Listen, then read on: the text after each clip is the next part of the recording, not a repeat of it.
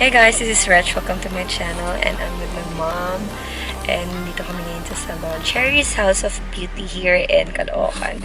So, ita-transform nila yung hair ko kasi I have so many white hair now. Oh no! I feel old. So, listen!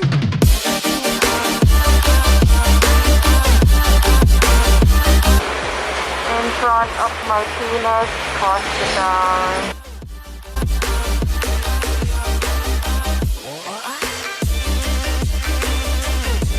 Oh, hi! Hello po, my name is Din po.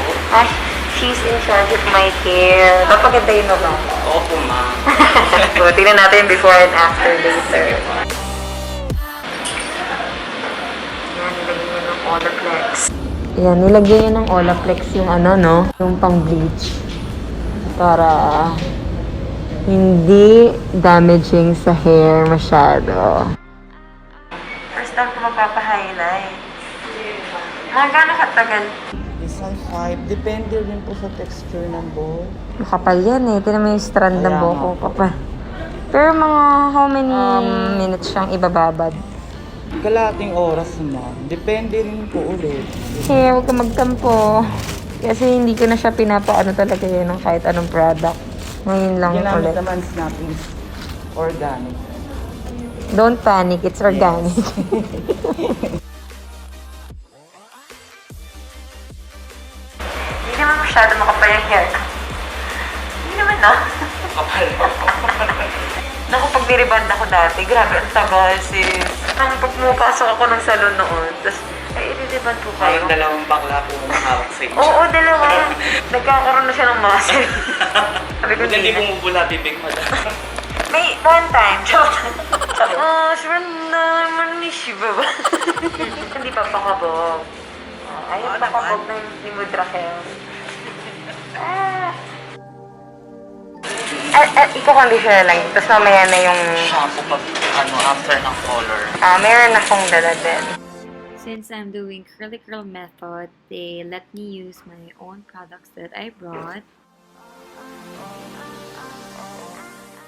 I even asked them to squish my hair like the curly girl method too. So mamaya ikakabit natin siya para yung curl.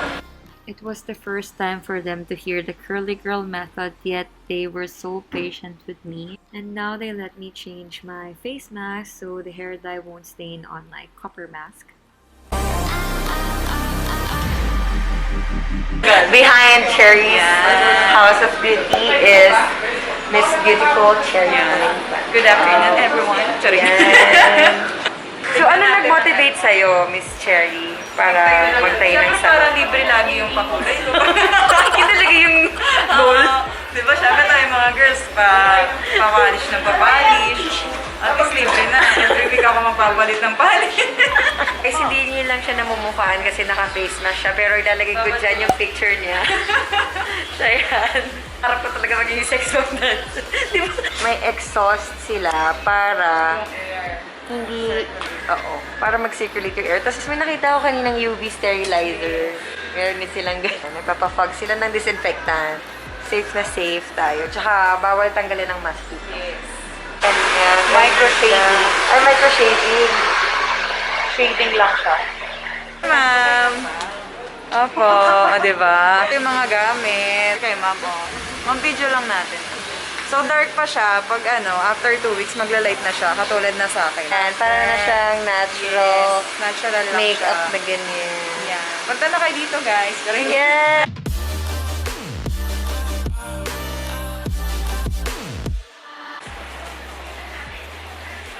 Ay ka naman. Especially kung mga may-ari yung gumagawa sa akin. Para pumayat yung ulo ko. Meanwhile. Ayan. Thank you, Miss Jane. Ganda nga eh. Ganda.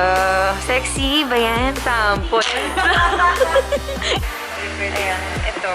After.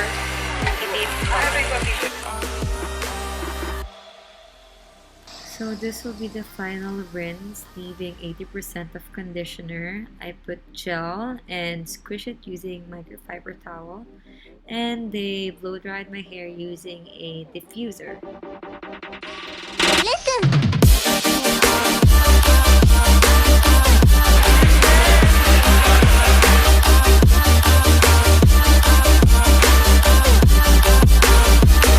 Naging Barbie na ako. Sabi ko na Barbie. Ang ganda, oh. Diba? Thank you! Visit Cherry's House of Beauty. I'll just post the link below kung saan yung ways pin nila. Okay. Tsaka follow them on their Instagram page. Ganda, di ba? Namumukha niyo na, guys. Oh. Uy, lagyan mo ng video niya dyan. Sumasayaw ko agad. Okay, thank you! Thank you so much! Cherry's House of Beauty! Sexy!